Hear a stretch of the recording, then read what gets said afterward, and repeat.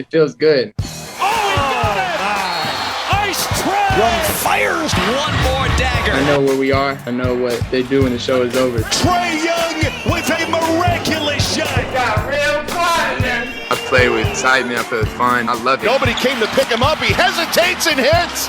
So I'm obviously doing something right. Just gotta let my play do the talking. I love that song. The Deer District gonna be lit tonight. Game 2 in Milwaukee as the Bucks look to even the series before it heads to hot Atlanta. Game 1, Trae Young stole the show, and Giannis' supporting cast took some heat for not stepping up. Stephen A., who's the most important player in Game 2? Trae Young, just like he was in Game 1. Let me remind everybody, 48 points and 11 assists. Let me remind everybody, cat quick with passing ability, and he can shoot long-range shots. At a 34% clip, ain't the greatest, but he still makes them when they count. Oh, by the way, he's a magician at drawing fouls, which puts defenses on its heels because they're scared they're going to get in foul trouble. Oh, by the way, he makes you change your game plan because you got to go small. Because you can't have somebody like Brook Lopez in the game because Trae Young will put him in pick-and-roll situations, forcing him to even come out and guard him, which he won't do because he's too slow for that, okay? Or, peek or tease like he's going out, but opening the floor up for an alley-oop to Clint Capella or John Collins. This is the bottom line. When you look at Trae Young, I said it before the series began, even though I picked the Milwaukee Bucks. Trae Young is the key. He cannot be spectacular. If he is spectacular, he's their only hope. If Trae Young is spectacular, Atlanta wins this series. I'm counting on him not doing in Game 1, not doing the rest of the series, rather, what he did in Game 1. Because if that happens, Atlanta's going to the NBA Finals. You've got to find a way to neutralize Trae Young. Jrue Holiday, you can't try to get in the shootout with him. You can't try to score 40 just because you know he putting up buckets. You got to remember, you're there because you're the all-defensive team, first team all-defensive NBA. That's your job. Chris Middleton, excuse me, I thought you were a secondary option. Damn, we ain't asked you to be James Harden or Kyrie Irving, but could you at least be Chris Middleton as opposed to an imposter? Show the hell up. I mean, my God, you do have skills. You're about 6'8". You got a mid-range game. You can handle, you can shoot, you can score. Why don't you act like it? Because the Milwaukee Bucks are going to need that from him because Giannis in his perimeter game can't be relied upon late in the game. That's going to have to be Chris Middleton. So, but your answer is Trae Young, Trae right? Young. Trae Young is the priority. Most important player. Okay. Because you ended, your natural flow of your thoughts brought you eventually to the right place, which is, the answer is Chris Middleton. And the reason it's Chris Middleton is because he's not a superstar. Trae Young is a superstar. We all agree now. Certainly a top 15 player in the NBA. That guy you can rely on to be great. That's why he's a superstar. Same thing with Giannis.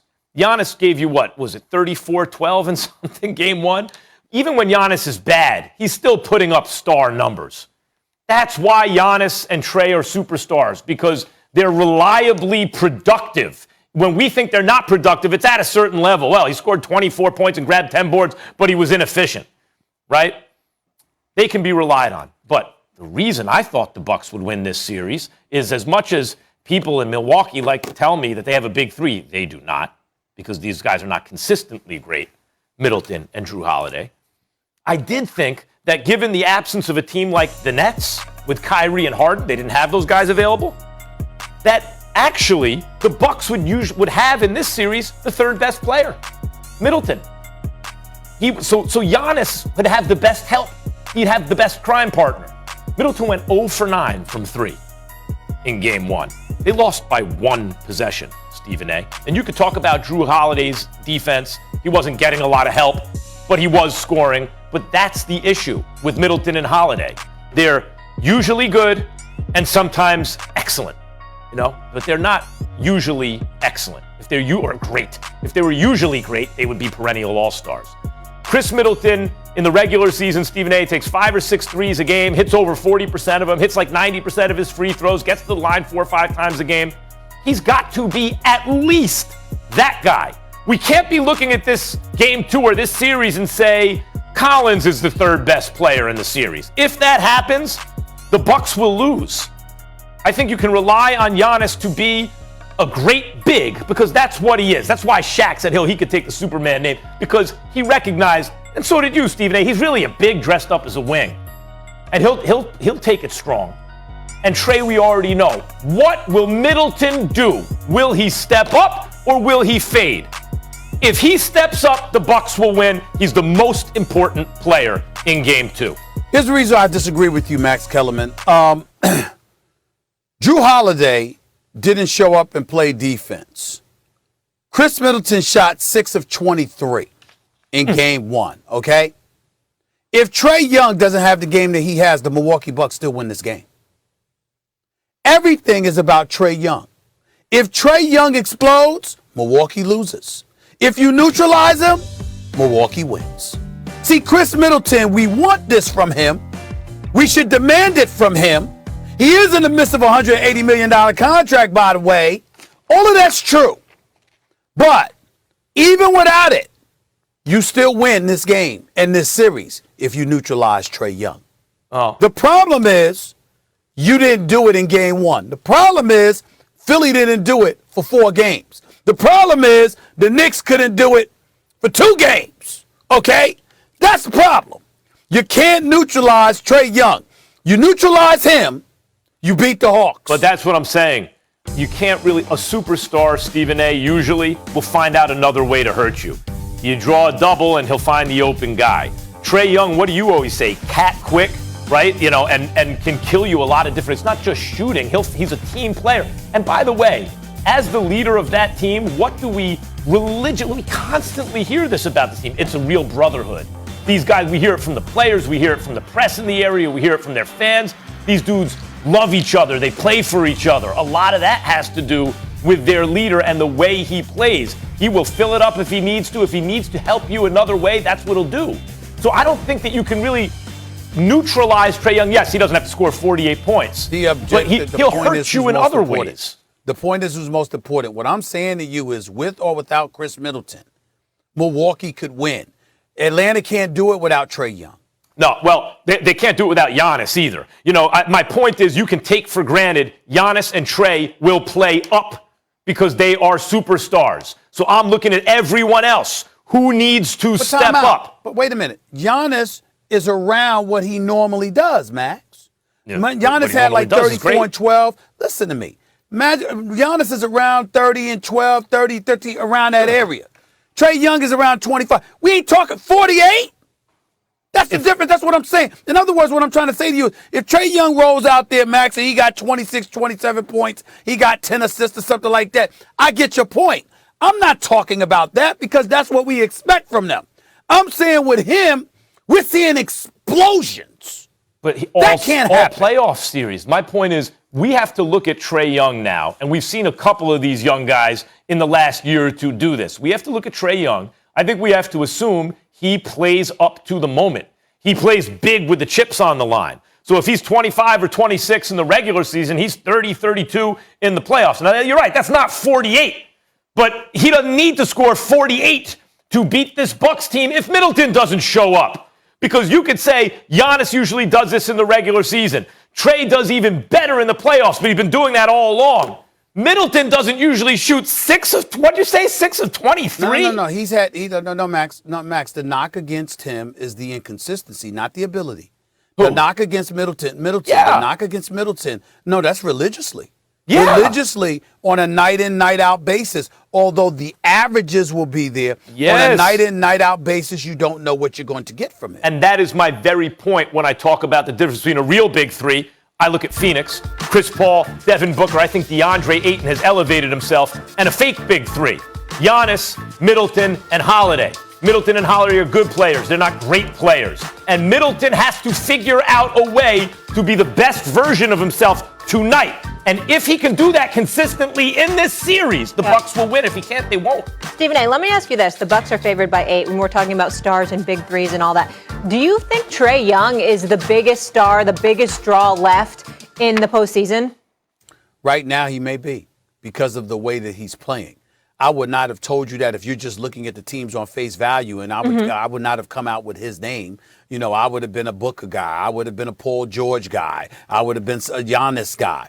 but based on the way they've performed thus far in the postseason, Trae Young has stole the show.